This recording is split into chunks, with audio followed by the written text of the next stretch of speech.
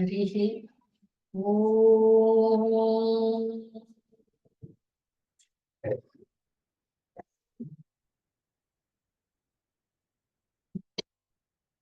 भद्रं कर्णेभिः शृणुयाम देवाः, भद्रं पश्येमाक्षभिर्यजत्राः, स्थिरैरङ्गैस्तुष्टुवागुंसस्तनूभिः, व्यशेम देवहितं यदायुः। स्वस्ति न इन्द्रो वृद्धश्रवाः, स्वस्ति नः पूषा विश्ववेदाः, स्वस्ति नस्तार्क्ष्यो अरिष्टनेमिः, स्वस्ति नो बृहस्पतिर्दधातु। ओम् शान्ति शान्ति शान्तिः। शन्नो मित्रः शं वरुणः, शन्नो भवत्वर्यमा, शन्न इन्द्रो बृहस्पतिः, शन्नो विष्णुरुक्रमः। नमो ब्रह्मणे नमस्ते वायो, त्वमेव प्रत्यक्षं ब्रह्मासि, त्वामेव प्रत्यक्षं ब्रह्म वदिष्यामि, ऋतं वदिष्यामि, सत्यं वदिष्यामि, तन्मामवतु तद्वक्तारमवतु, अवतु माम् अवतु वक्तारम्। ओम् शान्ति शान्ति शान्तिः। सहनाववतु सहनौ भुनक्तु, सह वीर्यङ्करवावहै, तेजस्विनावधीतमस्तु मा विद्विषावहै। ओम्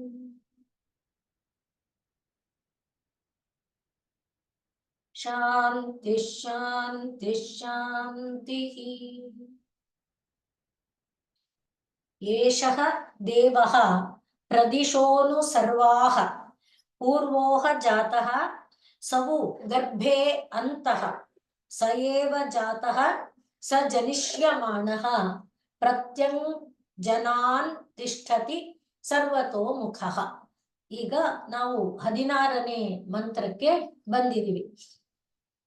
15 ಮಂತ್ರಗಳವರೆಗೆ ಯಾವುದನ್ನ ಮೊದಲನೇ ಅಧ್ಯಾಯದಲ್ಲಿ ಒಂದು ಬೀಜ ರೂಪವಾಗಿ ಕೊಟ್ಟಿದ್ರೋ ಅದರ ಒಂದು ವಿಕಾಸ ರೂಪವಾಗಿ ಬ್ರಹ್ಮತತ್ವವನ್ನ ಹೊಂದುವುದಕ್ಕೆ ಬೇಕಾದ ಸಾಧನ ಸಂಪತ್ತು ಅದನ್ನ ವಿವರಿಸ್ತಾ ಬಂದ್ರು. ಅದರಲ್ಲಿ 8ನೇ ಮಂತ್ರದಿಂದ ಯಾವ ರೀತಿಯಾಗಿ ನಾವು ಪ್ರಾಣಾಯಾಮವನ್ನ ಸಾಧನೆ ಮಾಡಬೇಕು, ಪ್ರಾಣಾಯಾಮದ ಮೂಲಕ ಧ್ಯಾನ ಅಂದ್ರೆ ಯಾವುದರಲ್ಲಿ ಮನಸ್ಸನ್ನ ವಿಷಯಗಳಿಂದ ಇಂದ್ರಿಯಗಳನ್ನ ಹೊರಸೆಳೆದು ವಿಷಯಗಳಿಲ್ಲದ ಇಂದ್ರಿಯಗಳನ್ನ ಮನಸ್ಸಿನೊಳಗೆ ಸೇರಿಸಿ ಮನಸ್ಸನ್ನ ಹೃದಯ ಎಂಬ ಗುಹೆ ಅಲ್ಲಿರುವಂತಹ ಆ ಚೈತನ್ಯ ವಸ್ತುವಿನ ಜೊತೆಯಲ್ಲಿ ಲೀನ ಮಾಡುವಂತ ಒಂದು ಪ್ರಕ್ರಿಯೆಯನ್ನು ಹೇಳಿದ್ರು. ಅದರ ಮೂಲಕ ನಮಗೆ ಏನೇನು ಅಂದ್ರೆ ನಾವು ಹೋಗ್ತಾ ಇರೋದು ದಾರಿ ಸರಿನಾ ಅನ್ನುವುದನ್ನ ತಿಳ್ಕೊಳ್ಳೋದಕ್ಕೆ ಯಾವ ಯಾವ ರೀತಿಯ ಅನುಭವಗಳಾಗುತ್ತಾ ಹೋಗುತ್ತೆ ಈ ರೀತಿ ಸಾಧನೆ ಮಾಡುವಾಗ ಅನ್ನೋದನ್ನು ಹೇಳಿದ್ರು. ಅಂದ್ರೆ ನೀಹಾರ ಅಂದ್ರೆ ಇದು ಹಿಮ ಸುರಿದಂತೆ, ಮೊಬ್ಬು ಕವಿದಂತೆ ಅಥವಾ ಮಂಜು ಮುಸುಕಿದಂತೆ ಈ ರೀತಿಯಾದಂತಹ ಅನುಭವಗಳು ಕಾಣ್ತಾ ಹೋಗುತ್ತೆ. ಅದಾದ ನಂತರದಲ್ಲಿ ಪಂಚಭೂತಾತ್ಮಕವಾದಂತಹ ಒಂದು ವಸ್ತು, ಆ ಪಂಚಭೂತಾತ್ಮಕವಾದುದರಿಂದ ಈ ವಿಶ್ವಾಂಡ ಬ್ರಹ್ಮಾಂಡ ನಿರ್ಮಾಣ ಆಗಿದೆ. ಆ ಎಲ್ಲವೂ ಏನನ್ನ ನಾವು ಇಂದ್ರಿಯಗಳ ಮೂಲಕ ಅನುಭವಕ್ಕೆ ತಗೊಳ್ತಾ ಇದ್ದೀವೋ ಅಥವಾ ಅಂತರ್ ಇಂದ್ರಿಯಗಳ ಮೂಲಕ ಚಿತ್ತಮನ ಬುದ್ಧಿಗಳ ಮೂಲಕ ಯಾವುದನ್ನ ಅನುಭವಕ್ಕೆ ತಂದ್ಕೊಳ್ತಿದೇವಿಯೋ ಅದೆಲ್ಲ ಏನಿದ್ರು ಕೂಡ ಪಂಚಭೂತಾತ್ಮಕವಾದದ್ದೇ ಅನ್ನುವ ಅನುಭೂತಿಯನ್ನ ಪಡ್ಕೊಂಡಾಗ ಜೀವಿಗೆ ಏನಾಗತ್ತೆ ಅಂತ ಕೇಳಿದ್ರೆ ಪರಾತ್ಪರ ವಸ್ತುವಿನ ಅನುಭವ ಉಂಟಾಗುತ್ತೆ ಅಂತ ಹೇಳ್ತಾ ಇದ್ದಾರೆ. ಅದನ್ನ ನಾವು 15ನೆಯ ಮಂತ್ರದಲ್ಲಿ ನೋಡಿದ್ವಿ. ಆದ್ರಿಂದ ಈ ಆತ್ಮತತ್ವೇನ ಅದು ಯಾವ ರೀತಿ ಆತ್ಮತತ್ವ ದೀಪೋಪಮೇನ ದೀಪೋಪಮೇನ ಆತ್ಮತತ್ವೇನ, ದೀಪದಂತೆ, ದೀಪವನ್ನು ಹೋಲುವಂಥದ್ದು ಆತ್ಮತತ್ವ. ಹಾಗಿರುವಂತ ಆತ್ಮತತ್ವದಿಂದ ಬ್ರಹ್ಮತತ್ವವನ್ನ ತಿಳ್ಕೊಂಡಾಗ ಎಲ್ಲ ತತ್ವಗಳು ಅಂದ್ರೆ ಪಂಚಭೂತಗಳು, ಪಂಚ ತನ್ಮಾತ್ರಗಳು, ಸತ್ವ ರಜಸ್ ತಮಸ್ಸು, ಈ ಎಲ್ಲ ತತ್ವಗಳು ಕೂಡ ತಮ್ಮ ಒಂದು ಅಂಟು, ತಮ್ಮ ಒಂದು ಪ್ರಭಾವ ಏನು ಅಂಟಿಸಿತ್ತು ಅದೇ ಮೃದಾ ಉಪಲಿಪ್ತ. ಆ ಉಪಲಿಪ್ತವಾದದ್ದೆಲ್ಲ ತೊಳೆದು ಹೊರಟೋದಾಗ ಕೇವಲ ದೀಪ, ಜ್ವಲಿಸುವ ದೀಪ ಮಾತ್ರ ಉಳಿಯುವಂತೆ ಆ ತನ್ನೊಳಗೆ ಇದ್ದಂಥ ಆ ದೀಪವನ್ನ ಅವನು ನೋಡ್ತಾನೆ ಅಂತ ಹೇಳಿದ ಮೇಲೆ ಈಗ ಈ ಮಂತ್ರ ಹೇಳ್ತಾ ಇದೆ, ಏಷಃ ದೇವಃ. ಯಾವ ಒಂದು ದೀಪವನ್ನ ದೀಪೋಪಮೇನ ಆತ್ಮತತ್ವೇನ ಬ್ರಹ್ಮತತ್ವ ಅದನ್ನ ತಿಳ್ಕೊಂಡಾಗ ಆ ಬ್ರಹ್ಮತತ್ವ ಅನ್ನೋದು ಏನಾಗಿದೆ, ಆ ಬ್ರಹ್ಮತತ್ವ ಎಂಬುದು ತಾನೇ ಸರ್ವ ತತ್ವಗಳಿಂದ ಶುದ್ಧವಾಗಿದೆ, ಮತ್ತೆ ಅದು ಜನ್ಮರಹಿತವಾಗಿದೆ, ಮತ್ತೆ ನಿತ್ಯವಾದುದಾಗಿದೆ. ಅಜಂ ಧ್ರುವಂ ಸರ್ವತತ್ವ ವಿಶುದ್ಧಂ ಅದನ್ನ ಅವನು ತಿಳ್ಕೊಂಡ. ಆದ್ರಿಂದ ಯಾರನ್ನ ಒಳಗಡೆ ಇದ್ದಂಥ ದೀಪೋಪಮೇನ ಆತ್ಮತತ್ವ ಯಾವುದಿತ್ತೋ ಅದೇ ಈಗ ಏಷಃ ದೇವಃ, ಅವನೇ. ಯಾವ ದೇವ? ಬ್ರಹ್ಮತತ್ವ ರೂಪದ ದೇವ ಅವನೇ ಅನ್ನುವುದನ್ನ ತಿಳ್ಕೊಂಡ.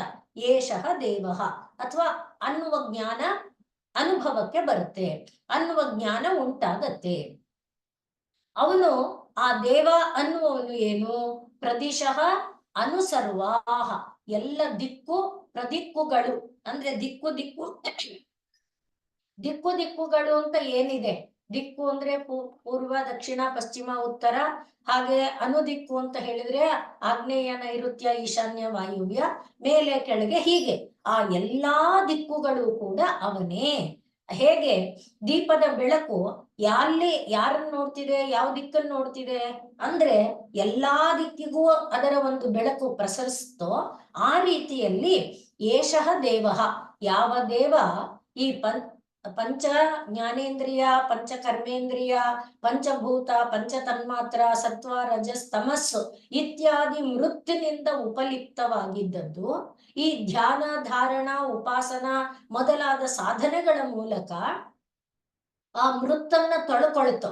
ಆದ್ರಿಂದಲೇ ಶಂಕರಾಚಾರ್ಯರು ವಿವೇಕ ಚೂಡಾಮಣಿಯಲ್ಲಿ ಚಿತ್ತ ಶುದ್ಧಯೇ, ಈ ಎಲ್ಲ ಚಟುವಟಿಕೆಯನ್ನು ಚಿತ್ತವನ್ನ ಶುದ್ಧ ಮಾಡುತ್ತೆ. ನತು ವಸ್ತು ಉಪಲಬ್ಧಯೇ, ಆ ಮೃದು ಆದ್ಮೇಲೆ ಆ ಮೇಲಿರುವಂತಹ ಈ ಕಲ್ಮಶಗಳು, ಈ ಅಂಟುಗಳು, ಸಜ್ಜತೆ, ಆ ಅಂಟು ಏನಿದೆ ಆ ಅಂಟೆಲ್ಲ ಕಳೆದು ಹೋದ್ಮೇಲೆ ಏನು ಉಳಿತು? ಆ ದೀಪ ಕಾಣುತ್ತಲ್ಲ, ಆ ದೀಪನೇ ಆ ಬ್ರಹ್ಮ ಅನ್ನುವುದನ್ನ ಆತ್ಮತತ್ವೇನ ಬ್ರಹ್ಮತತ್ವಂ ಅದನ್ನ ನೋಡ್ದ. ಈಗ ಆ ನೋಡಿದ್ದು ಏನು? ಏಷಃ ದೇವಃ. ಅದರಿಂದ ಅವನು ಒಂದೇ, ಯಾರು ಇಲ್ಲಿದ್ದಾರೋ ಅವನೇ ಅಲ್ಲಿ ಇರುವವನು ಅನ್ನುವುದನ್ನ ತಿಳ್ಕೊಂಡ. ಮತ್ತೆ ಅವನು ಎಲ್ಲಿ ನೋಡ್ತಿದ್ದಾನೆ, ಹೇಗ್ ನೋಡ್ತಿದ್ದಾನೆ, ಎಲ್ಲಿದ್ದಾನೆ ಅಂದ್ರೆ ಸರ್ವ ದಿಶ ಸರ್ವಾಹ ಪ್ರದಿಶಃ ಅನು, ಎಲ್ಲಾ ದಿಕ್ಕುಗಳ ಕಡೆಗೂ ಕೂಡ ಆ ಕಿರಣಗಳ ವ್ಯಾಪ್ತಿ ಇದೆ. ಆ ಜ್ಞಾನ ಜ್ಯೋತಿಯ ಬೆಳಕು ಎಲ್ಲ ಕಡೆಗೆ ಹರಡಿದೆ. ಮತ್ತೆ ಇವನು ಯಾವಾಗ ಈಗ ಕಂಡನಲ್ಲ, ಈಗ ಅವನು ಇರೋದಾ? ಕಂಡಾಗ ಅವನು ಇರೋದು ಅನ್ನೋದ ಅಂದ್ರೆ ಇಲ್ಲ, ಪೂರ್ವ ಮೊದಲೇ ಇದ್ದ. ಯಾವ ಮೊದಲೇ? ಈ ಶರೀರ ಅನ್ನೋದು ಬರುವುದಕ್ಕೂ ಮೊದಲೇ, ಈ ಶರೀರ ಬರುವುದಕ್ಕೆ ಉಂಟಾದಂತ ಈ ಪ್ರಪಂಚ ಬರುವುದಕ್ಕೂ ಮೊದಲೇ, ಬ್ರಹ್ಮಾಂಡ ಹುಟ್ಟುವುದಕ್ಕೂ ಮೊದಲೇ, ಹಿರಣ್ಯ ಗರ್ಭ ಬರುವುದಕ್ಕೂ ಮೊದಲೇ. ಹಾಗಾಗಿ ಪೂರ್ವ ಜಾತಃ, ಅವನು ಮೊದಲೇ ಇದ್ದಂಥವನು. ಮತ್ತೆ ಯಾರು ಅಂತಹ ಗರ್ಭೆ ಅಂದ್ರೆ ಈಗ ಯಾವ ಒಂದು ಆತ್ಮ ಜ್ಯೋತಿಯನ್ನ ಆ ದೀಪೋಪಮೇನ ಆತ್ಮತತ್ವೇನ ಬ್ರಹ್ಮತತ್ವಂ ನೋಡಿದನು, ಅದು ಗರ್ಭದಲ್ಲಿರುವಂಥ ಅಂದ್ರೆ ಇನ್ನೂ ವಿಕಾಸಗೊಳ್ಳದ, ಆದ್ರೆ ವಿಕಾಸಗೊಳ್ಳುವ ಹಂತದಲ್ಲಿರುವ, ಹಾಗೆ ವಿಕಾಸಗೊಂಡು ಜನ್ಮ ತಳೆದಿರುವ, ಇನ್ನು ಮುಂದಕ್ಕೆ ಜನ್ಮ ತಳೆಯುವಂತಿರುವ ಯಾವುದಿದೆಯೋ ಆ ಎಲ್ಲ, ಮತ್ತೆ ಪ್ರತ್ಯೇಕ ಜನಾನ್ ಪ್ರತಿಯೊಂದು ಇದು ಇದು ಇದು ಇದು ಇದು ಅಂತ ಜನ ಅಂದ್ರೆ ನಮ್ಮಂತೆ ಶರೀರ ಇರುವಂತ ಅರ್ಥ ಅಲ್ಲ. ಯಾವುದು ಜನನಶೀಲವಾದದ್ದು ಅದೆಲ್ಲ ಜನ ಅಂದ್ರೆ ಜನ್ಮವನ್ನ ಹೊಂದುವಂಥದ್ದು. ಆ ಎಲ್ಲದರಲ್ಲಿ ಕೂಡ ಇದಾನೆ. ಹೇಗಿದ್ದಾನೆ? ಸರ್ವತೋಮುಖ ತಿಷ್ಠತಿ, ಎಲ್ಲ ಕಡೆಯಲ್ಲೂ ಅವನೇ ಬೆಳಗ್ತಾ ಇದ್ದಾನೆ. ಅದನ್ನ ನಾವು ನಿನ್ನೆ ದಿವಸ ನೋಡಿಕೊಂಡಂತೆ ನಾನಾ ಛಿದ್ರ ಘಟೋದರ ಸ್ಥಿತ ಮಹಾದೀಪ ಪ್ರಭಾ ಭಾಸ್ವರಂ. ಇಲ್ಲಿ ಒಳಗಡೆ ಇರೋದು ಜ್ಯೋತಿ ಒಂದೇ, ಆದ್ರೆ ಕಣ್ಣಿನ ಮೂಲಕ ಬರ್ತಿರೋದು ಅದೇ ಜ್ಯೋತಿಯ ಬೆಳಕು, ಕಿವಿಯ ಮೂಲಕ ಬರ್ತಿರೋದು ಅದೇ ಜ್ಯೋತಿಯ ಬೆಳಕು, ಮೂಗಿನ ಮೂಲಕ ಬರ್ತಿರೋದು ಅದೇ ಜ್ಯೋತಿಯ ಬೆಳಕು, ಬಾಯಿಯ ಮೂಲಕ ಬರ್ತಿರೋದು ಅದೇ ಜ್ಯೋತಿಯ ಬೆಳಕು, ನಾಲಿಗೆಯ ಮೂಲಕ ಬರ್ತಿರೋದು ಅದೇ ಜ್ಯೋತಿಯ ಬೆಳಕು, ಕರಗಳ ಮೂಲಕ, ಪಾದಗಳ ಎಲ್ಲದರ ಮೂಲಕ. ಅದ್ರಿಂದ ಸರ್ವತೋ ಮುಖ. ಒಟ್ಟು ಈ ಮಂತ್ರ ಏನ್ ಹೇಳ್ತು? ಯಾರನ್ನ ದೀಪೋಪಮನಾದ ಆತ್ಮನಿಂದ ಬ್ರಹ್ಮತತ್ವ ಅಂದ್ರೆ ಈ ಆತ್ಮತತ್ವದ ಬೆಳಕು ದೀಪದಂತಿರುವ ಆತ್ಮವನ್ನ ನೋಡ್ದ, ಆ ಬ್ರಹ್ಮನ ನೋಡ್ದ. ಬ್ರಹ್ಮನೂ ಬೆಳಕು, ಆತ್ಮನು ಬೆಳಕು. ಆದ್ರಿಂದ ನಾವು ಸಿಂಹವನ್ನ ನೋಡಿದಂತೆ ಬೇರೆ ಮೇಕೆ ಕುರಿ ಮಂದೆಯಲ್ಲಿದ್ದ ಸಿಂಹ ಬೇರೆ, ಈ ಸಿಂಹ ಬೇರೆ. ಈ ಸಿಂಹ ಆ ಸಿಂಹನ ನೋಡ್ತು, ತನ್ನನ್ನ ನೆರಳಲ್ಲಿ ನೋಡ್ಕೊಳ್ತು, ನೀರಿನಲ್ಲಿ ಪ್ರತಿಬಿಂಬದಲ್ಲಿ ನೋಡ್ತು, ಮತ್ತೆ ಇದನ್ನ ನೋಡ್ತು, ಪ್ರತಿಬಿಂಬ ನೋಡ್ತು, ತನ್ನನ್ನ ನೋಡ್ತು, ಇವನ ಹಾಗೆ ನೋಡಿ ದೀಪೋಪಮೇನ ಆತ್ಮತತ್ವೇನ ಬ್ರಹ್ಮತತ್ವಂ. ಆಗ ಏನಂತ ನಿರ್ಣಯ ಮಾಡ್ತು? ನೀರಿನಲ್ಲಿ ಪ್ರತಿಬಿಂಬಿತ ಆಗಿರ್ತಾ ಇರುವ ತನ್ನ ಈ ಶರೀರ ರೂಪವು ಆ ಸಿಂಹದ ರೂಪವು ಒಂದೇ. ಹಾಗೆ ದೀಪೋಪಮೇನ ಆತ್ಮತತ್ವೇನ ಪರಬ್ರಹ್ಮ ತತ್ವಂ ತಿಳ್ಕೊಂಡ ಮೇಲೆ ಅವನೇ ದೇವ, ಏಷಃ ದೇವ, ಅವನೇ ದೇವ ಅನ್ನುವುದನ್ನ ತಿಳ್ಕೊಂಡ. ಆಮೇಲೆ ಅವನು ಎಲ್ಲಿರ್ತಾನಪ್ಪ ಅಂದ್ರೆ ಎಲ್ಲಾ ದಿಕ್ಕುಗಳನ್ನು ವ್ಯಾಪಿಸ್ಕೊಂಡಿದ್ದಾನೆ. ಮತ್ತೆ ಯಾವಾಗ ಹುಟ್ಟದ? ಅವನಿಗೆ ಈಗ ಆಗ ಅಂತ ಇಲ್ಲ, ಅವನು ಮೊದಲೇ ಮೊದಲೇ ಮೊದಲೇ ಮೊದಲೇ ಮೊದಲೇ. ಆದ್ರಿಂದ ಅವನನ್ನ ಪುರಾಣ ಅಂತ ಕರೀತಾರೆ. ಅದರಿಂದ ಹಿಂದೆ ಇರುವವನು, ಹಿಂದೆನೇ ಇದ್ದಾನೆ. ಮತ್ತೆ ಇನ್ನು ಹುಟ್ಟಬೇಕು ಅನ್ನುವ ಒಂದು ಸಂಕಲ್ಪ ಇರುವಂತ, ಹುಟ್ಟುವ ಸಿದ್ಧತೆಗಳಿರುವಂತ, ಮುಂದೆ ಹುಟ್ಟಬಹುದಾದಂತ, ಹುಟ್ಟಿರುವಂತ ಎಲ್ಲದರ ಒಳಗೂ ಇದ್ದಾನೆ. ಮತ್ತೆ ಆ ಎಲ್ಲದರ ಒಳಗೆ ಅವನು ಇದ್ದುಕೊಂಡು ಸರ್ವತೋಮುಖನಾಗಿದ್ದಾನೆ. ಅದಕ್ಕೆ ದೀಪ ಉದಾಹರಣೆ ಕೊಟ್ಟಿರೋದು. ದೀಪ ಯಾರನ್ನು ನೋಡ್ತಿದೆ, ಎಲ್ಲಿ ನೋಡ್ತಿದೆ? ಯಾರ್ಯಾರ ಕಡೆಗೂ ಅದು ನೋಡುತ್ತೆ. ಯಾವ ದಿಕ್ಕನ್ನು ನೋಡ್ತಿದೆ? ಎಲ್ಲಾ ದಿಕ್ಕನ್ನು ನೋಡುತ್ತೆ. ಆ ರೀತಿಯಲ್ಲಿ ಈ ಒಳಗಿರುವ ಆತ್ಮತತ್ವವನ್ನ ಪರಮಾತ್ಮ ತತ್ವವಾದ ಬ್ರಹ್ಮತತ್ವದ ಜೊತೆಯಲ್ಲಿ ಏಕೀಕರಿಸಿಕೊಂಡು ಅನುಭವಕ್ಕೆ ತಂದುಕೊಂಡ. ಹೇಗೆ ಮೇಕೆಯ ಕುರಿಯ ಮಂದೆಯಲ್ಲಿದ್ದಂತಹ ಸಿಂಹ ತನ್ನನ್ನು ನಿಜವಾದ ಸಿಂಹವನ್ನು ನೋಡಿ, ಓ ನಾನು ಮೇಕೆ ಅಲ್ಲ, ನಾನು ಕುರಿ ಅಲ್ಲ, ನಾನು ಸಿಂಹ, ಈ ಸಿಂಹ ಆ ಸಿಂಹ ಒಂದೇ, ಸ್ವರೂಪದತಃ ಒಂದೇ, ಗುಣತಃ ಒಂದೇ, ಕ್ರಿಯಾತಃ ಒಂದೇ ಅನ್ನುವ ಒಂದು ತತ್ವವನ್ನ ಅದು ಹೇಗೆ ತಿಳ್ಕೊಳ್ತು, ಅದೇ ರೀತಿಯಲ್ಲಿ ಇವನು ಕೂಡ ಯಾವುದು ಪ್ರಾಣಾಯಾಮ, ಪ್ರತ್ಯಾಹಾರ, ಧ್ಯಾನ ಇತ್ಯಾದಿ ಸಾಧನೆಗಳನ್ನ ಮಾಡ್ತಾ ಮಾಡ್ತಾ ತಿಳ್ಕೊಂಡ. ಅವುಗಳ ಅನುಭವದಲ್ಲಿ ಹಂತ ಹಂತವಾಗಿ ಕಲ್ಮಶಗಳನ್ನ ತೊಳ್ಕೊಳ್ತಾ ಇದನ್ನ ತಿಳ್ಕೊಂಡ ಅನ್ನುವುದು ಈ ಮಂತ್ರದ ಅರ್ಥ. ಆದ್ರಿಂದಲೇ ಇಲ್ಲಿ ನಾವು ಇದರಲ್ಲಿ ಹೇಳಿದಂತ ಯಾವುದು ದಕ್ಷಿಣಾಮೂರ್ತಿ ಸ್ತೋತ್ರದಲ್ಲಿ ಹೇಳಿರುವಂತ ಮಾತು ಏನದು? ಜಾನಾಮೀತಿ ತಮೇವ ಭಾಂತಂ ಅನುಭಾತಿ ಸಮಸ್ತಂ ಜಗತ್. ಅದನ್ನೇ ಇಲ್ಲಿ ಸರ್ವತೋಮುಖ ಮತ್ತೆ ಜಾತ, ಜನಿಷ್ಯಮಾಣ, ಗರ್ಭೆ ಎಲ್ಲ. ಜಾತ ಅಂದ್ರೆ ಹುಟ್ಟುಬಿಟ್ಟು ಆಗೋಗಿರೋದು, ಜನಿಷ್ಯಮಾಣ ಮುಂದೆ ಹುಟ್ಟುವಂಥದ್ದು, ಗರ್ಭಾವಸ್ಥೆ ಅಂದ್ರೆ ಇನ್ನು ಹುಟ್ಟುವ ಪೂರ್ವ ಹಂತ, ಅತ್ಯಂತ ಪ್ರಾಥಮಿಕ ಹಂತ. ಹಾಗಿರುವಂಥದ್ದು ಆ ಎಲ್ಲದರ ಒಳಗೆ. ಅದನ್ನ ಹೆಂಗ್ ತಿಳ್ಕೊಂಡಪ್ಪ ಅಂದ್ರೆ ಅವಿದ್ಯಾ ಅನ್ನುವುದರ ತಿರೋಧಾನ. ಅಂದ್ರೆ ನಾವು ಹಿಂದೆ ಹೇಳ್ಕೊಂಡಿದ್ದೇವಲ್ಲ, ಯಾವುದನ್ನ ಯಾವುದರ ಜೊತೆ ಸಮೀಕರಣ ಮಾಡ್ಕೊಂಡಿದ್ದ? ಚಿತ್ತ ಮನಸ್ಸು ಬುದ್ಧಿಗಳನ್ನ ಇಂದ್ರಿಯಗಳ ಜೊತೆ. ಆದ್ರಿಂದ ಆತ್ಮ ಅನಾತ್ಮ, ಈಗ 2 ಮಂತ್ರದ ಹಿಂದೆ ನೋಡಿದ್ವಿ, ಆತ್ಮ ಅನಾತ್ಮ ಏಕತೆ ಎನ್ನ ಬೇರೆ ಮಾಡ್ದ. ಈಗ ಅನಾತ್ಮ ಬೇರೆ ಆಯ್ತು, ಈ ಆತ್ಮವನ್ನ ಬ್ರಹ್ಮದ ಜೊತೆ ಒಂದು ಮಾಡ್ಕೊಂಡ. ಅದನ್ನ ಈ ಮಂತ್ರ ಕೂಡ ದಕ್ಷಿಣಾಮೂರ್ತಿ ಸ್ತೋತ್ರದ ಮಂತ್ರನು ಅದನ್ನೇ ಹೇಳೋದು. ಅದರಿಂದ ಅವಿದ್ಯಾಖ್ಯ ತಿರೋಧಾನ ವ್ಯವಸಾಯೇ, ಅದು ತಿರೋಧಾನ ಆದಾಗ ಇದೆಲ್ಲವೂ ಕೂಡ ಅವಿದ್ಯೆ ಅನ್ನುವುದು ಪೂರ್ಣ ಅದೇ ಮಲ, ಅದು ಹೊರಟೋದ ಮೇಲೆ ಏನ್ ನೋಡ್ತಾನೆ, ಅಹಮಿತಿ ಐಶ್ವರಂ ಭಾವಂ. ಇದು ಸುರೇಶ್ವರಾಚಾರ್ಯರು ಈಗ ನಾವು ಹೇಳಿದ್ವಲ್ಲ ನಾನಾ ಛಿದ್ರ ಘಟೋದರ, ಅದಕ್ಕೆ ಮಾನಸೋಲ್ಲಾಸ ಅಂತ ಬರ್ದಿರೋ ಇದರಲ್ಲಿ ಹೇಳ್ತಾರೆ. ಏನದು, ಅಹಂ ಇತಿ ಐಶ್ವರಂ ಭಾವಂ, ನಾನು ಅನ್ನುವುದೇ ಈಶ್ವರ ಭಾವ, ಈಶ್ವರನಿಗೆ ಸಂಬಂಧಪಟ್ಟಿದ್ದು. ಅದು ಈ ಜೀವನಲ್ಲಿ ಪ್ರಬುದ್ಧತೆ, ಅದು ಅರಿವಿಗೆ ಬರುತ್ತೆ, ತಿಳುವಳಿಕೆಗೆ ಬರುತ್ತೆ. ಹಾಗಾದಾಗ ಅವನು ಸರ್ವಜ್ಞ ಸರ್ವಕರ್ತ, ಎಲ್ಲವೂ ಜೀವ ಭವಿಷ್ಯತಿ, ಸರ್ವಜ್ಞ ಸರ್ವಕರ್ತ ಚ ತದಾ ಜೀವ ಭವಿಷ್ಯತಿ ಅಂತ ನಾನಾ ಛಿದ್ರ ಘಟೋದರ ಇದಕ್ಕೆ ಭಾಷ್ಯವನ್ನ ಬರೆಯುವಾಗ ಸುರೇಶ್ವರಾಚಾರ್ಯರು ಹೇಳ್ತಾರೆ.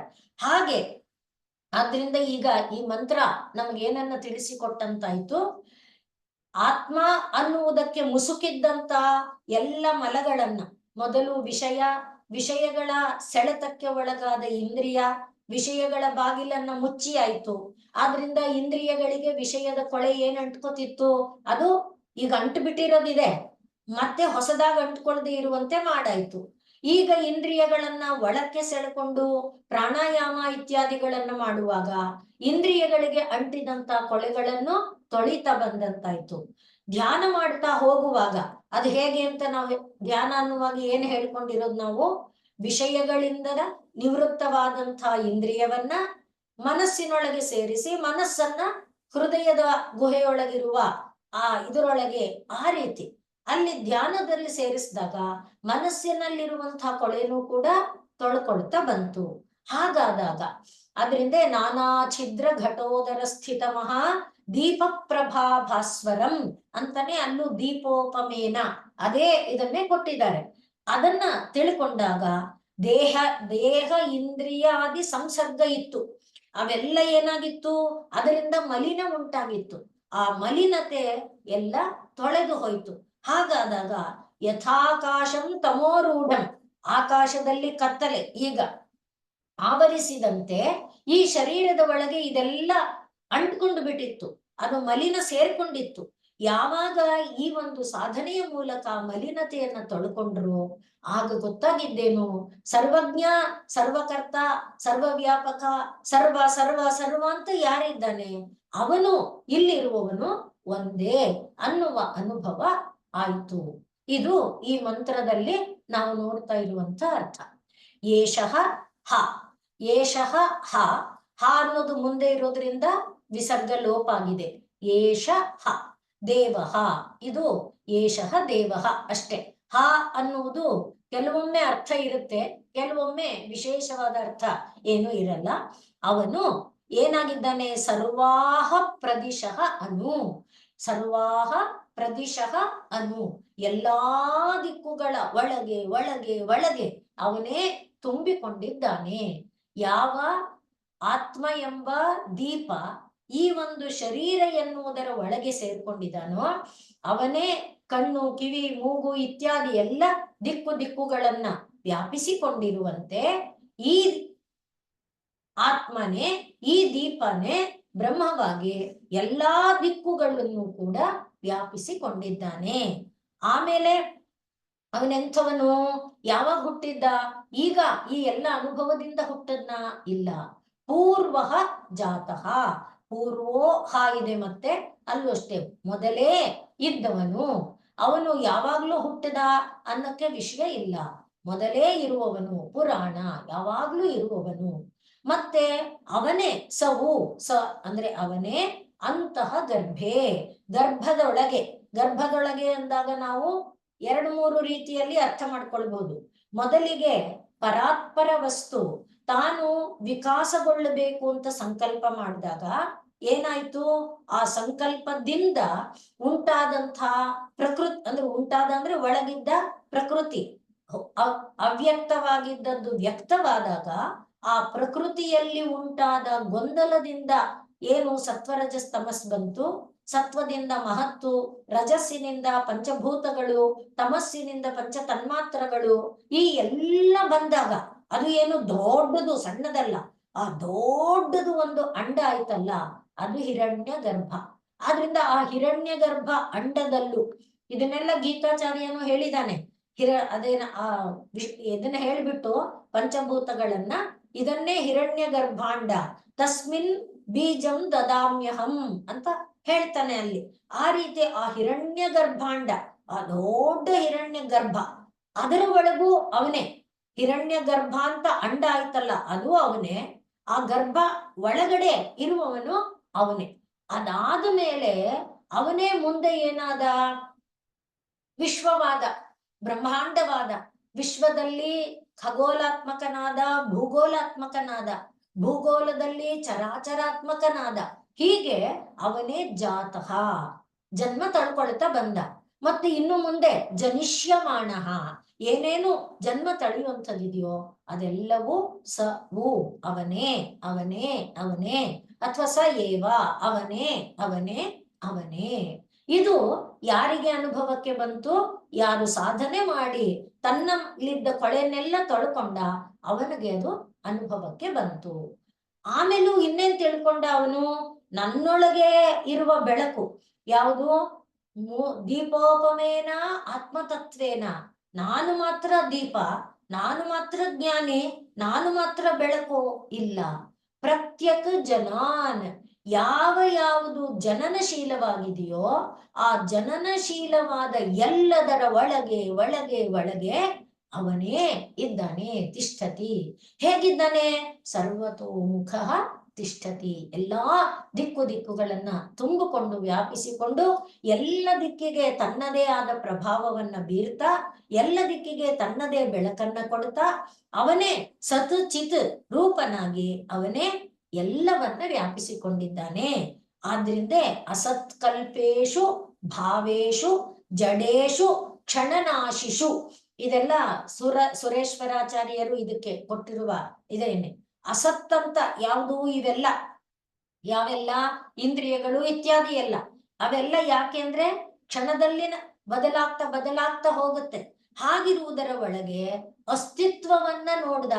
ಆ ಅಸ್ತಿತ್ವ ಎಂತದು? ಪ್ರಕಾಶಮಯವಾಗಿದೆ ನೋಡಿ. ಅಸ್ತಿತ್ವಂಚ ಪ್ರಕಾಶತ್ವಂ, ಅದೆಂತದು? ನಿತ್ಯ. ಮತ್ತೆ ನಿತ್ಯಾತ್ ಸದ್ಭ್ರಾ, ಅದನ್ನ ಈಶ್ವರಾತ್, ಆ ಈಶ್ವರನಿಂದ ಇದು ಪಡ್ಕೊಂಡಿದೆ ಅನ್ನುವುದನ್ನ ತಿಳಿದಾಗ ಮೃದಯೋಪಲಿಪ್ತಂ, ಅದೇನಾಯ್ತು? ಸುಭಾಂತಂ, ಚೆನ್ನಾಗಿ ತೊಳೆಯಲ್ಲಿ ಪಟ್ಬಿಡ್ತು. ಮೃದಯೋಪಲಿಪ್ತಂ ಸುಭಾಂತಂ, ಚೆನ್ನಾಗಿ ತೊಳೆಯಲ್ಲಿ ಪಡ್ತು. ಆದ್ರಿಂದ ಈ ಮಂತ್ರಕ್ಕೆ ಹೇಳುವಾಗ ಅಸತ್ಕಲ್ಪೇಶು ಭಾವೇಶು ಜಡೇಶು ಕ್ಷಣನಾಶಿಷು ಅಸ್ತಿತ್ವಂಚ ಪ್ರಕಾಶತ್ವಂ ನಿತ್ಯಾತ್ ಸತ್ ಸತ್ ಬ್ರಹ್ಮಾತ್ ಅಥವಾ ಸದ್ಭ್ರಾಮತ್ ಈಶ್ವರಾತ್, ಅದು ಪಡ್ಕೊಳ್ತು. ಈ ಒಂದು ತತ್ವದ ಅನುಭವ ಅವನಿಗೆ ಆಯ್ತು. ಇಷ್ಟನ್ನ ಈ ಮಂತ್ರ ಹೇಳ್ತಾ ಇದೆ. ಆದ್ರಿಂದ ಏಷಃ ದೇವಃ ಸರ್ವಾಹ ಪ್ರದಿಶಃ ಅನು, ಮತ್ತೆ ಪೂರ್ವಃ ಜಾತಃ, ಮತ್ತೆ ಸಹ ಅಂತಃ ಗರ್ಭೆ, ಮತ್ತೆ ಸಹ ಏವ ಜಾತಃ ಸಹ ಏವ ಜನಿಷ್ಯಮಾಣಃ, ಮತ್ತೆ ಪ್ರತ್ಯಕ್ ಜನಾನ್, ಎಲ್ಲ ಜನರಲ್ಲೂ ಕೂಡ ಸರ್ವತೋಮುಖ ತಿಷ್ಠತಿ ಅನ್ನುವ ಪರಿಪೂರ್ಣ ಅನುಭವವನ್ನ ಸಾಧಕನು ಪಡ್ಕೊಳ್ತಾನೆ ಅಥವಾ ಪಡ್ಕೊಂಡ ಅನ್ನುವುದನ್ನ ಈ ಮಂತ್ರ ಹೇಳಿತು. ಇದರ ನಂತರದ ಮಂತ್ರ ಇದರದೇ ಮುಂದುವರಿಕೆಯಾಗಿ ಇದೆ.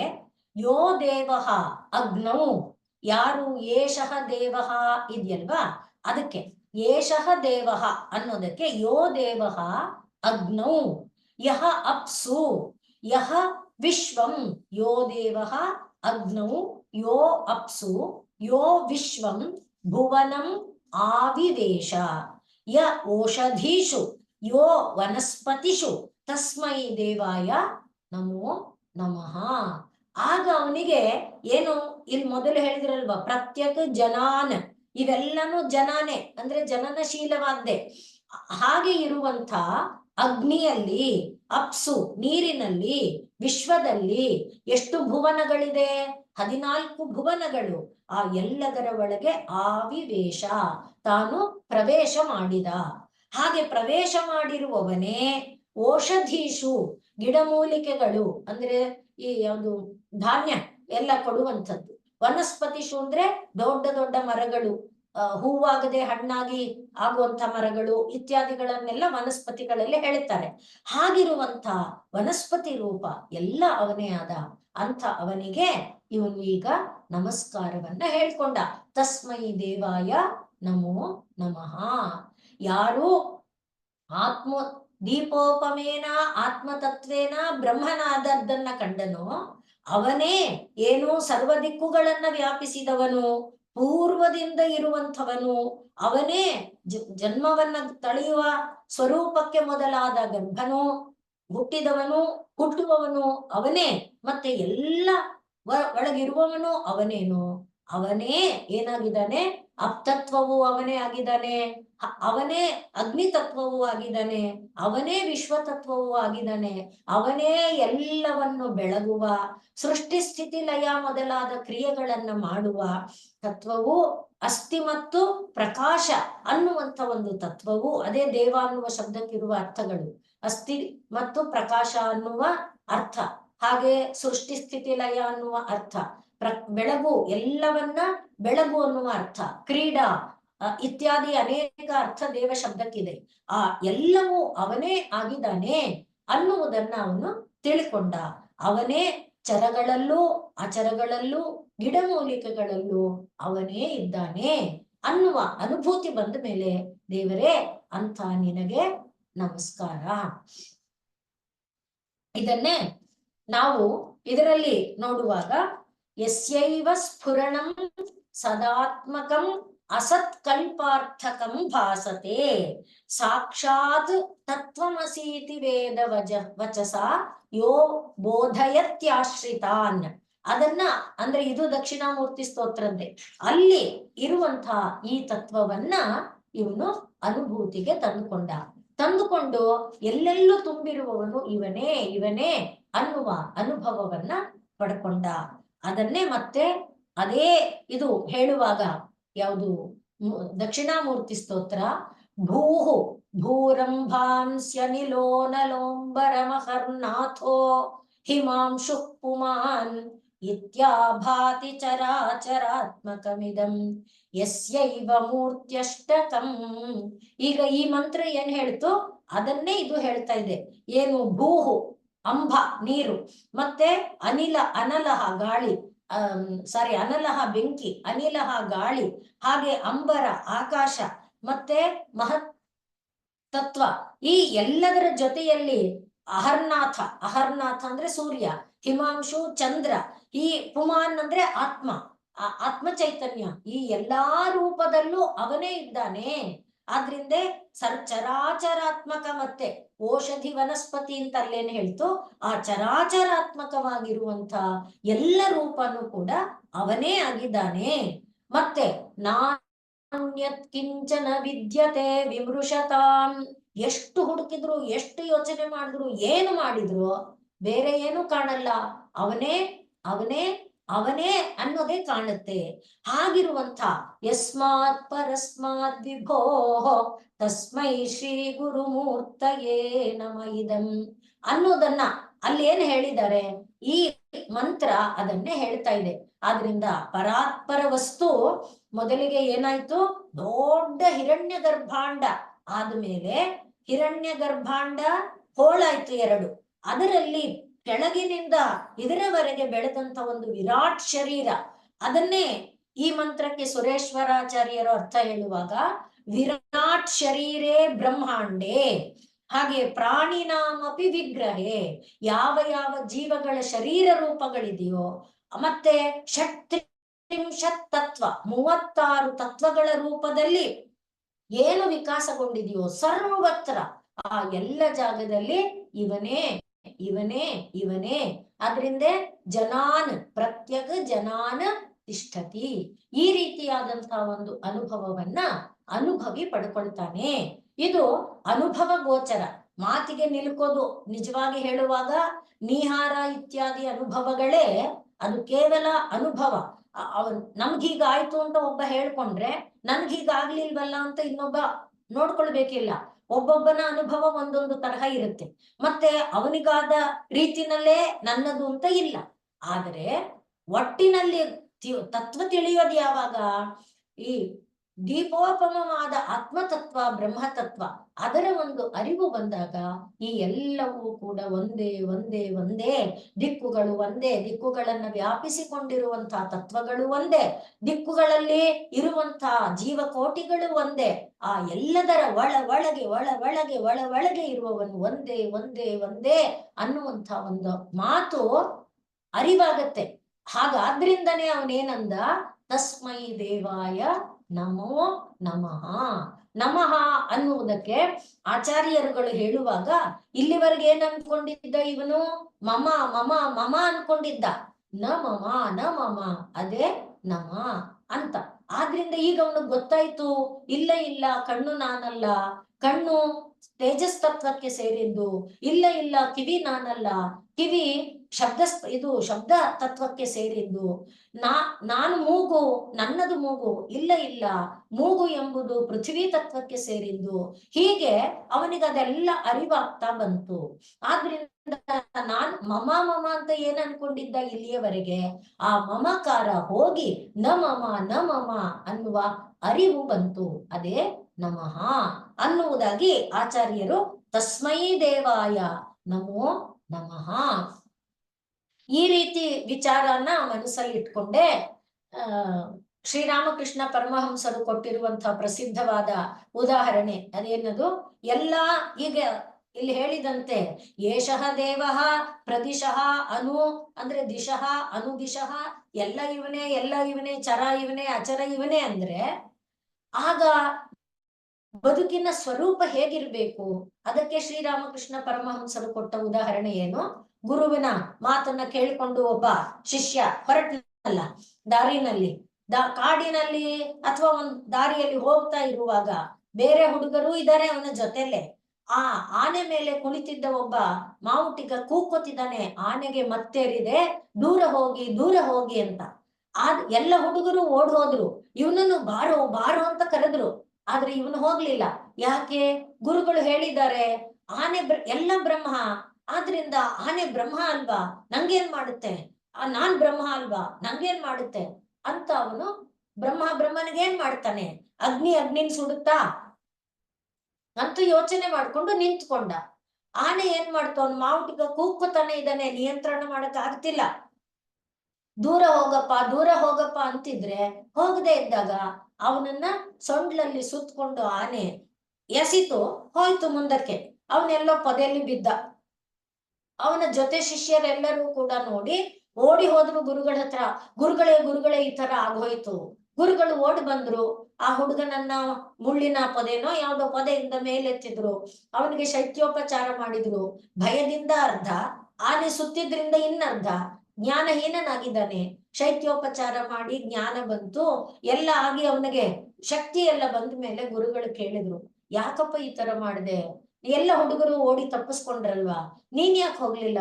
ನೀವ್ ಹೇಳಿದ್ರಲ್ಲ ಗುರುಗಳೇ ಎಲ್ಲ ಬ್ರಹ್ಮ ಅಂತ, ಆನೆ ಬ್ರಹ್ಮ ನಾನು ಬ್ರಹ್ಮ, ನನ್ಗೇನಾಗತ್ತೆ ಅಂತ ಯೋಚನೆ ಮಾಡಿದೆ. ಹೌದು ಕಂದ, ಆನೆ ಮೇಲೆ ಕೂತಿದ್ದ ಮಾವುತಿಗನು ಬ್ರಹ್ಮ ಅಲ್ವಾ? ಅಂದ್ರೆ ಲೌಕಿಕವಾದ ವ್ಯವಹಾರದಲ್ಲಿ ಎಷ್ಟು ಸೂಕ್ಷ್ಮತೆ, ಎಲ್ಲದರಲ್ಲಿ ಅಡಗಿರುವ ಪರತತ್ವವನ್ನ ಕಂಡು ಏನ ಸೂಕ್ಷ್ಮತೆ? ನಮಮ ಅನ್ನುವ ಸೂಕ್ಷ್ಮತೆ. ಆ ನಮಮ ಅನ್ನುವ ಸೂಕ್ಷ್ಮತೆ ಇದ್ದಾಗ ಏನಾಗಲ್ಲ, ಅಂಟ್ಕೊಳ್ಳಲ್ಲ.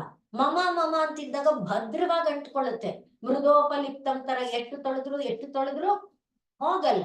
ಆದ್ರೆ ನಮಮ ತವ ನಿನ್ನದು ಅನ್ನುವ ಭಾವ ಬಂದ್ಬಿಟ್ರೆ ಆಗ ಅದು ಮೃದೋಪಲಿಪ್ತವಾಗಲ್ಲ.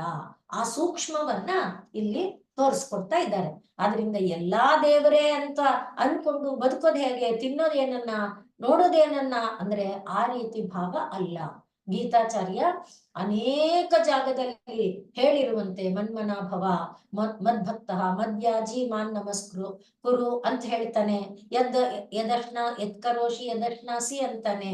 ಮತ್ತೆ ಎಲ್ಲವನ್ನ ನನಗ್ ಕೊಟ್ಬಿಡು ಅಂತ ಅನೇಕ ಜಾಗಗಳಲ್ಲಿ ಹೇಳ್ತಾನೆ. ಆ ರೀತಿ ನಾನಲ್ಲಪ್ಪ ನೀನು, ನನ್ನದಲ್ಲಪ್ಪ ನಿನ್ನದು. ಆದ್ರಿಂದ ತಸ್ಮೈ ದೇವಾಯ ನಮೋ ನಮಃ ಅನ್ನುವ ಒಂದನ್ನು, ಇನ್ನು ನಮ ಅನ್ನುವುದರಲ್ಲಿ ನ ಅನ್ನುವುದನ್ನ ಜೀವತತ್ವವಾಗಿಯೂ ಮ ಅನ್ನುವುದನ್ನ ಪರತತ್ವವಾಗಿಯೂ ಮಾಡಿ ಆ ಜೀವತತ್ವವನ್ನ ಪರತತ್ವದೊಡನೆ ಏಕೀಕರಿಸುವ, ಹಿಂದೆ ಬಂದಿದ್ದ ಅದೇ ತಾನೇ 2 ಮಂತ್ರದ ಮೊದಲು ಏನದು, ಆತ್ಮ ಅನಾತ್ಮ ಏಕತೆಯನ್ನ ಬೇರ್ಪಡಿಸಿ ಆತ್ಮವನ್ನ ಪರಮಾತ್ಮನ ಒಡನೆ ಏಕತೆ ಮಾಡೋದು. ಆ ರೀತಿಯಾದದ್ದನ್ನ ಮಾಡಿಕೊಳ್ಳೋದೇ ನಮಃ. ಇದು ಕೂಡ ಆಚಾರ್ಯರುಗಳು ಕೊಟ್ಟಿರುವಂತ ಅರ್ಥ. ಹಾಗಾಗಿ ತಸ್ಮೈ ದೇವಾಯ ನಮೋ ನಮಃ. ಒಟ್ಟಿನಲ್ಲಿ ಈಗ 2ನೇ ಅಧ್ಯಾಯ ನಮ್ಗೆ ಏನನ್ನ ಹೇಳ್ತು, ನಾವು ಯಾಕೆ ಬಂದಿದ್ದೀವಿ, ಯಾಕೆ ಶರೀರವನ್ನ ಧರಿಸಿದೀವಿ, ಶರೀರದಲ್ಲಿರುವಾಗ ನೋವು ನಲಿವುಗಳು ಯಾಕೆ, ಇತ್ಯಾದಿ ಪ್ರಶ್ನೆಯಿಂದ ಆರಂಭ ಆದ 1ನೇ ಅಧ್ಯಾಯದಲ್ಲಿ ಬ್ರಹ್ಮ ಎಂಬುದು ಕಾರಣ ಅಂದಾಗ ಆ ಬ್ರಹ್ಮ ಆ ಕಾರಣವಾಗಿರುವ ಬ್ರಹ್ಮವನ್ನ ತಿಳ್ಕೊಳ್ಬೇಕು ಅನ್ನುವುದಾಗಿ 2ನೇ ಅಧ್ಯಾಯ ಆರಂಭ ಆಗಿ ಬ್ರಹ್ಮದ ಸ್ವರೂಪವನ್ನ ಹೇಳಿ, ಆ ಬ್ರಹ್ಮದ ಸ್ವರೂಪವನ್ನ ತಿಳ್ಕೊಳ್ಳೋದಕ್ಕೆ ಯಾವುದು ಅಡಚಣೆಗಳಿದೆ, ಆ ಅಡಚಣೆಗಳನ್ನ ನಿವಾರಣೆ ಮಾಡಿಕೊಳ್ಳುವುದಕ್ಕೆ ಬೇಕಾದಂಥ ಸಾಧನೆಗಳಾದ ಪ್ರಾಣಾಯಾಮಾದಿಗಳನ್ನ ಹೇಳಿ, ಆ ಅಡಚಣೆಗಳನ್ನೆಲ್ಲ ನಿವಾರಣೆ ಮಾಡಿಕೊಂಡಾಗ, ತೊಳೆದುಕೊಂಡಾಗ ಅಲ್ಲೇ ಒಳಗಡೆ ತಾನಾಗಿ ತಾನು ಬೆಳಗುತ್ತಾ ಇರುವಂತ ಜ್ಯೋತಿಯನ್ನು ಕಾಣುವುದು. ಆ ಜ್ಯೋತಿಯನ್ನು ಕಂಡಾಗ ಆ ಜ್ಯೋತಿ ಪರಂಜ್ಯೋತಿ, ಬೇರೆ ಬೇರೆ ಅಲ್ಲ, ಜ್ಯೋತಿ ಪರಂಜ್ಯೋತಿ ಅನ್ನುವ ಒಂದು ತತ್ವಾನುಭೂತಿ, ಅದನ್ನ ಈ 2ನೇ ಅಧ್ಯಾಯ ನಮ್ಗೆ ತಿಳಿಸಿಕೊಡುತ್ತೆ. ಹೀಗೆ 2ನೇ ಅಧ್ಯಾಯ ಮಂಗಳ ಆಗುತ್ತೆ.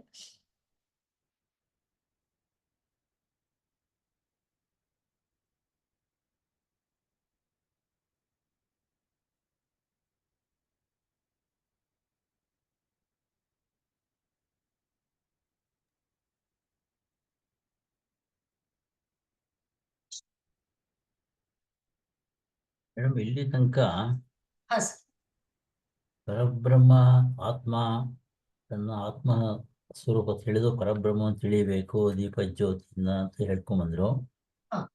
ಮುಂದೆ ಯೋ ದೇವೋ ಅಗ್ನೋ ಯೋ ಅಪ್ಸು ಯೋ ವಿಶ್ವಭುವನಾನಿ ಎಟ್ಸೆಟ್ರಾ ಅದನ್ನು ಹೇಳ್ಕೊಂಬಂದ್ರು. ಯಾವುದನ್ನು ಎಲ್ಲವೂ ಚೈತನ್ಯಕ್ಕೆ ರೆಫರ್ ಆಗ್ತಾ ಇದೆ. ಅಗ್ನಿ ಆಗಲಿ, ಔಷಧಿ ಆಗಲಿ, ಅಪ್ಸು ಆಗಲಿ. ಈ ಜಡ ಅಂತ ಏನಿದೆ, ಈ ಸೃಷ್ಟಿನ ಜಡನೂ ಇದ್ದೇ ಇದೆಯಲ್ಲ. ನಾವಿಲ್ಲಿ ನೋಡ್ಕೊಂಡ್ಬರ್ತೀವಿ, ಬರೀ ಚೈತನ್ಯಕ್ಕೆ ಸಂಬಂಧಪಟ್ಟಿದೆ. ಅದರದ್ದು ಉತ್ಪತ್ತಿ ಆಗಿದೆ, ಅದಕ್ಕೆ ಯಾರು ಕಾರಣ, ಹೇಗಾಯ್ತು ಅಂದ್ಬಿಟ್ಟು ಅದ್ರ ಉತ್ತರ ಸಿಗ್ತಾ ಇಲ್ಲ ಇಲ್ಲಿ ತನಕ. ಜಡ ಅನ್ನೋದು ಯಾಕೆ ಅಂತಾನ ಸರ್? ಜಡದ ವಿಚಾರ ಬಂದಿಲ್ಲ ಇಲ್ಲಿ. ಇವಾಗ ದೇಹ ಅಂದ ತಕ್ಷಣ ಅದನ್ನ ದೇಹನೇ ಆತ್ಮನ ಸಪರೇಟ್ ಮಾಡೋದು ಜಡ ಆಗ್ಬಿಡ್ತದೆ. ಅದ್ರದ್ದು ವಿಚಾರ ಇಲ್ಲ. ಅದು ಪಂಚೀಕರಣ ಇತ್ಯಾದಿ ಇಲ್ಲ, ಮುಂಚೆ ಬರೋದು ಕೆಲವೆಲ್ಲ ಇದೆಯಲ್ಲ, ಅದ್ರ ವಿಚಾರ ಇಲ್ಲೇನು ಮಾತಾಡಿಲ್ಲ ಅದು ಇಲ್ಲಿ ತನಕ. ಮುಂದಿನ ಬರ್ತೇನೆ ಗೊತ್ತಿಲ್ಲ ನನಗೆ. ಹೌದಾ ಸರ್? ಸ್ಪಷ್ಟ ಗೊತ್ತಾಗ್ಲಿಲ್ಲ. ಕೇಳಲಿಲ್ವ ಇದು? ಹೇಳಿದ್ ಸ್ಪಷ್ಟ ಇದು ಗೊತ್ತಾಗ್ಲಿಲ್ಲ. ಅಲ್ಲ, ಇವಾಗ ನಾವು ಇಲ್ಲಿಂದ ನೋಡ್ಕೊಂಬಂದಿರೋದು ಇಲ್ಲಿ ತನಕ ಈ 2 ಅಧ್ಯಾಯಗಳಲ್ಲಿ ದೇಹ ಅಂತಲೇ ಹೇಳ್ತಿಲ್ಲ, ಜಡ ವಸ್ತು ಒಟ್ಟು ನಾನು ಹೇಳ್ತಿರೋದು. ಈ ಪ್ರಪಂಚ ಜಡನೇ. ಇಲ್ಲಿ ಪ್ರತಿಯೊಂದು ಇಲ್ಲಿ ಆತ್ಮ ವಿಚಾರ. ಆತ್ಮ ಅಂದ್ರೆ ಏನು? ಚೈತನ್ಯ. ನಾನು ಚೈತನ್ಯ ಆತ್ಮಸ್ವರೂಪಿ ಅಂತ ತಿಳ್ಕೊಂಡು ಬ್ರಹ್ಮಸ್ವರೂಪವನ್ನು ಕಾಣಬೇಕು ದೀಪದ ಜ್ಯೋತಿಯಿಂದ ಅಂದ್ಬಿಟ್ಟು ಅಲ್ಲಿ ಮುಂದಕ್ಕೆ ಎಲ್ಲ ಹೇಳ್ಕೊಂಡ್ಬರ್ತೀವಿ. ಸೃಷ್ಟಿ ಹೇಗಾಯ್ತು, ಅಲ್ಲಿಂದ ಪ್ರತಿಯೊಂದು ತಾನೇ ಅಂದ್ಬಿಟ್ಟು ಇಲ್ಲಿ ಕೊನೆ 2-3 ಶ್ಲೋಕದಲ್ಲಿ ಬರ್ತಿದ್ದೋ. ಅದಕ್ಕೆ ಜಡಕ್ಕೆ ಸಂಬಂಧಪಟ್ಟಿದ್ದ ವಿಚಾರ ಇಲ್ಲ ಅಲ್ವಾ ಅಂತ ಹೇಳಿದ್ದು ಮೊದಲು 2 ಅಧ್ಯಾಯಗಳಲ್ಲಿ.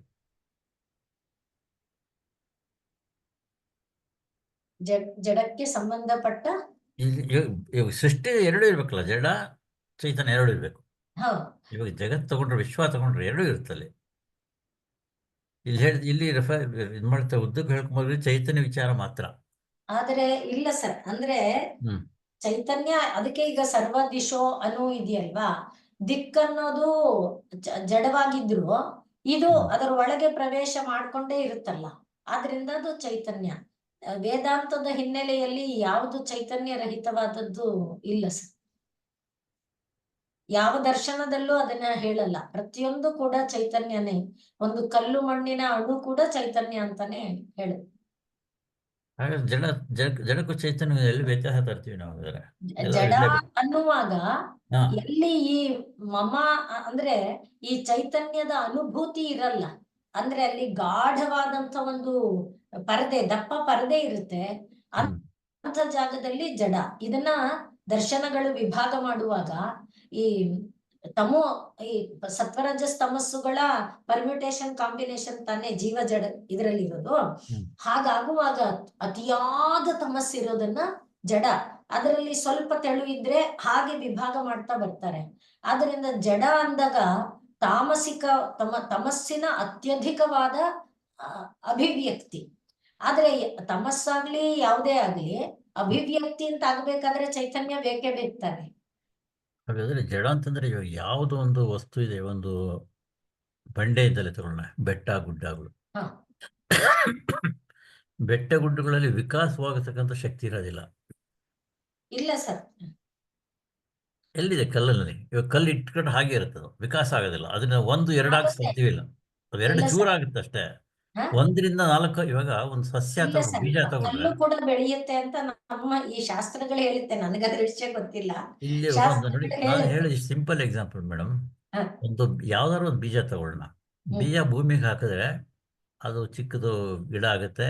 ಹ್ಮ್ ಅದರಿಂದ ಮರ ಬರುತ್ತೆ, ಮರದಿಂದ ಹಣ್ಣು ಹೂವು ಬಂದು ಅದು ಮಲ್ಟಿಪ್ಲೈ ಆಗುತ್ತೆ. ಅದು ಹ್ಮ್ ಒಂದರಿಂದ ಅನೇಕವಾಗುತ್ತೆ. ಅದೇ ನಾವು ಇವಾಗ ಯಾವ್ದಾದ್ರು ಒಂದು ಇದು ಜಡ ವಸ್ತು ಅಂತ ಏನು ಹೇಳ್ತೀವಿ, ಇವಾಗ ಟೇಬಲ್ ಇರ್ಬೋದು, ಮತ್ತೊಂದು ಇರ್ಬೋದು, ಅದರಿಂದ 2ನೇ ಟೇಬಲ್ ಮಾಡೋಕ್ಕಾಗಲ್ಲ ನಾವು. 2ನೇ ಪರ್ವತ ಮಾಡೋಕ್ಕಾಗಲ್ಲ. ಒಂದು ಕಾರ್ ಇಟ್ಕೊಂಡು 2 ಕಾರ್ ಮಾಡೋಕ್ಕಾಗಲ್ಲ. ಆಗಲ್ಲ. ಹೌದು. ಅಲ್ಬೇದು?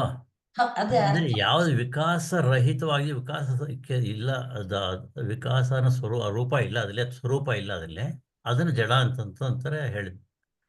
ಆದರೆ ಯಾವುದರಿಂದ ವಿಕಾಸವಾಗುತ್ತೆ, ಈಗ ಗಿಡಮರಗಳು ಇರ್ಬೋದು, ಜೀವಗಳು ಇರ್ಬೋದು, ಹ್ಮ್ ಮಲ್ಟಿಪ್ಲೈ ಆಗುತ್ತಲ್ಲ, ಅದು ಅಲ್ಲಿ ಚೈತನ್ಯ ಇದೆ, ಇರಲೇಬೇಕಲ್ಲಿ. ಹ್ಮ್ ಬಟ್ ಅದನ್ನು ಹೇಗೆ ಈ ಜಡ ವಸ್ತು ಬಂತು ಅಂದ್ಬಿಟ್ಟು ಅದು ಬೇರೆ ವಿಚಾರ. ಅದು ಹಾ ಆ, ಅದೇ ಸರಿ. ಅದು ಅವಾಗಲೇ ಜಡ ಅದು ಇವಾಗ ತಯಾರಾಗ್ಬೇಕಾದ್ರೆ ಇವನು ಇಲ್ಲಿ ಚೈತನ್ಯ ತಗೊಂಡ್ರೆ ಬೇಕು. ಹಾಗೆ ಆಯ್ತಲ್ಲ.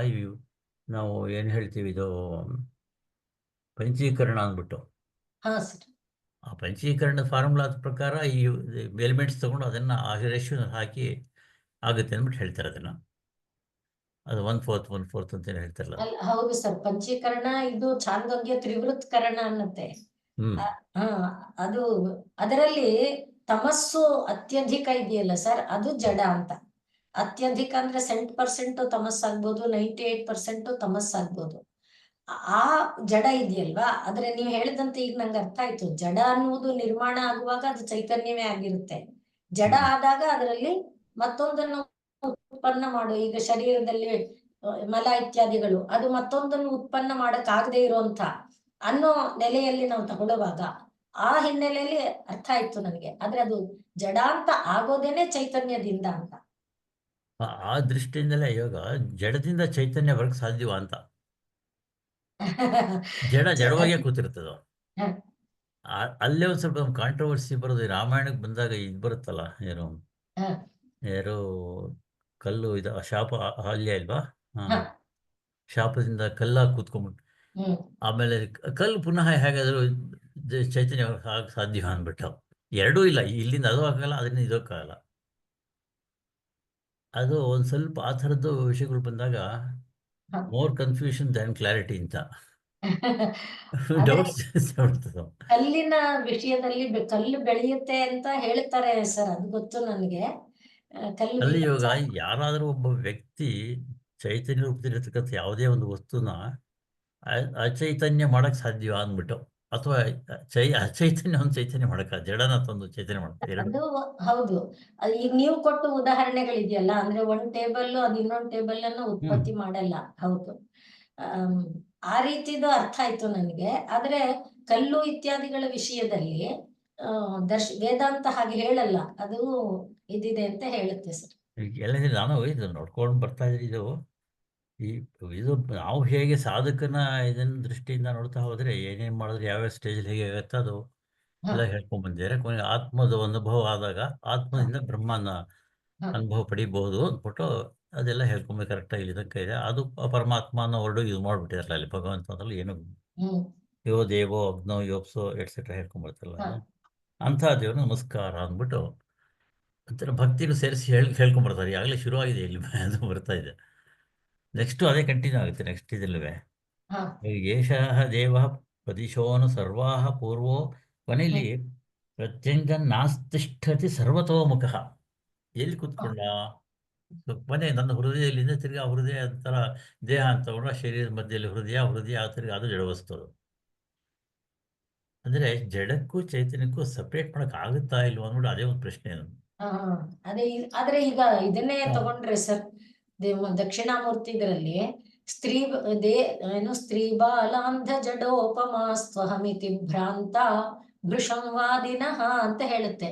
ಸ್ತ್ರೀ ನಾನು ದೇಹ ನಾನು ಜಡ ಈ ರೀತಿಯಾಗಿ ಹೇಳೋದು ಭ್ರಮೆ ಅಂತ.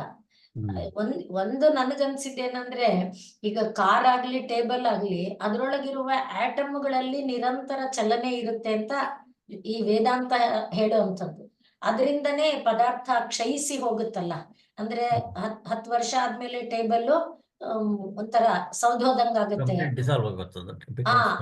ಅದೆಲ್ಲನೂ ಪ್ರತಿ ಕ್ಷಣದಲ್ಲಿ ಅದರೊಳಗಿರುವ ಅಣುಗಳಲ್ಲಿ ಆಗುವಂತ ಚಲನೆ. ಅದರಿಂದ ಅದು ಇನ್ನೊಂದನ್ನು ಉತ್ಪತ್ತಿ ಮಾಡ್ಲಾರ್ದೆ ಇರಬಹುದು, ಆದ್ರೆ ಅಣುಗಳಲ್ಲಿ ನೈರಂತರ್ಯ ಚಲನೆ ಇರುತ್ತಲ್ಲ, ಅದಕ್ಕೆ ಆ ಚಲನಾತ್ಮಕವಾದದ್ದನ್ನೇ ಚೈತನ್ಯ ಅಂತ ತಗೊಂಡಾಗ ಇವ್ರು ಹೇಳಿದ್ರಲ್ವ ಸ್ತ್ರೀ ಬಾಲಾಂಧ ಜಡೋಪಮಾಸ್ತ್ವಹಮಿತಿ ಭ್ರಾಂತ ಭೃಷಂವಾದಿನಃ ಅಂತ. ಅದು ಭ್ರಮೆ, ಜಡೆ ಈ ರೀತಿಯಾದದ್ದು ಎಲ್ಲ ಚೈತನ್ಯನೇ. ಇಲ್ಲೇ ಮುಂದೆ ಬರುತ್ತಲ್ಲ ಮೇಡಮ್, ಇದರಲ್ಲೇ ತ್ವಂ ಸ್ತ್ರೀ ತ್ವಂ ಪುಮಾನಸಿ ತ್ವಂ ಕುಮಾರ ಅಥವಾ ಕುಮಾರಿ ತ್ವಂ ಜೀರ್ಣೋ ದಂಡೇನ ವಂಚಸಿ ಇದೆಲ್ಲ ಬರುತ್ತಲ್ಲ ಶ್ಲೋಕಗಳಲ್ಲ.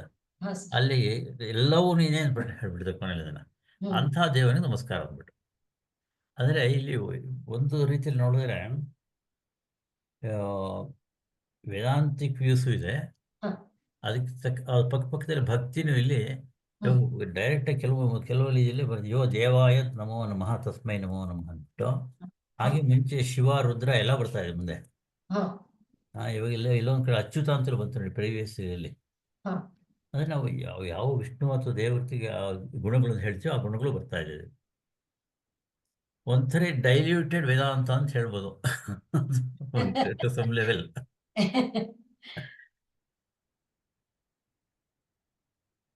ಸ್ವಲ್ಪ ನಾವು ಕೆಲವರು ಬರೀ ಗ್ರಾಮರ್ನ ಇಟ್ಕೊಂಡು ಅದನ್ನೇ ವಿಶ್ಲೇಷಣೆ ಮಾಡ್ತಾರೆ, ಒಂದು ಥರ ಅನುಮಾನಗಳು ಬರುತ್ತೆ. ಆಮೇಲೆ ಹೀಗೆ ಗ್ಲೋಬಲ್ ಕಾಸ್ಮಿಕ್ ವ್ಯೂನಲ್ಲಿ ಇಂಡಿವಿಜುವಲ್ ನೋಡಿದ್ರೆ ಇನ್ನೊಂದು ಎಲ್ಲಿ ಯಾವಾಗ ಬಂತಿದ್ದು ಸೃಷ್ಟಿ ಯಾವಾಗ ಆಯ್ತು ಅಥವಾ ಹೇಗಾಯ್ತು ಅದು ಪ್ರಶ್ನೆಗಳೆಲ್ಲ ಬರುತ್ತಲ್ಲ. ನಿನ್ನೆ ವಿಡಿಯೋ ಫಿಸಿಕ್ಸ್ ಅಲ್ಲಿ ಕಂಪ್ಲೀಟ್ ಒಪ್ಕೊಂಡಿದ್ದಾರೆ, no time and big bang is wrong ಅಂತ ಹೇಳ್ಬಿಟ್ಟಿದ್ದಾರೆ ಅದರಲ್ಲಿ. ನೆನ್ನೆ ಒಂದು ವಿಡಿಯೋ ನೋಡಿದಲ್ಲಿ ಕಂಪ್ಲೀಟ್ಲಿ ನಮ್ಮ ಇಶ್ಯೂ ವೇದಾಂತ ತತ್ವ ಬರ್ತಾ ಇದೆ ಅಲ್ಲಿ. ಆದಿ ಅಂತ ಹೇಳಿದ್ದು ಸಿಟ್ಟಿಗೆ ಇಲ್ಲಿ ಆದಿ ಅಂತ ಇಲ್ಲ ಅಂತ ಹೇಳ್ತೀವಲ್ಲ, ಅದನ್ನೇ ಇಂಗ್ಲಿಷ್ ಬೇರೆ ಫಾರ್ಮ್ ಹೇಳಿದ್ದಾರೆ ಅವರಲ್ಲಿ. ಎವಲ್ಯೂಷನ್ ಒಟ್ಟಿನಲ್ಲಿ ನಾಲೆಡ್ಜ್ ಇಸ್ ಎವಾಲ್ವಿಂಗ್. ಸಾರಿ, ಬೇರೆಯವ್ರ ಏನು ಪ್ರಶ್ನೆ ಕೇಳಲಿಲ್ಲ, ನಾನೇ ಕೇಳಿ ಮಾತಾಡ್ಬಿಟ್ಟೆ. ಏನಾದ್ರು ವಿಜಯ ಮೇಡಮ್ ವಿಜಯ ಹೇಳಕ್ ಮುಂಚೆ ಬೇರೆ ಕೇಳೋದಿದೆಯಾ? ನಮ್ಮ ನೆನ್ನೆ ಪ್ರಾರಂಭ ಮಾಡಿದ್ದು ಹಾಡು ಬರಲೇ ಇಲ್ಲ ನನಗೆ. ಮುಂದುವಾರ ನೋಡೋಣ, ನಮ್ಮ ಇದರಲ್ಲಿ ಸಿಸ್ಟಮಲ್ಲಿ ಸ್ವಲ್ಪ ಪ್ರಾಬ್ಲಮ್ ಇದೆ. ಆಯ್ತು ನೋಡಿ, ಮುಂದುವಾರ ನೋಡೋಣ. ಪೂರ್ಣಮದ ಓಂ ಪೂರ್ಣಮದಃ ಪೂರ್ಣಮಿದಂ ಪೂರ್ಣಾತ್ ಪೂರ್ಣಮುದಚ್ಯತೆ ಪೂರ್ಣಸ್ಯ ಪೂರ್ಣಮಾದಾಯ ಪೂರ್ಣಮೇವಾವಶಿಷ್ಯತೆ. ಓಂ ಶಾಂತಿ ಶಾಂತಿ ಶಾಂತಿ.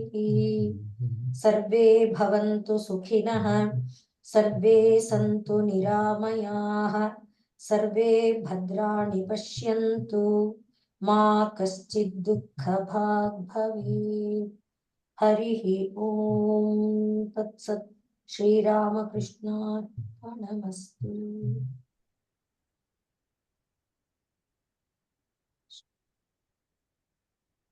ರೆಕಾರ್ಡಿಂಗ್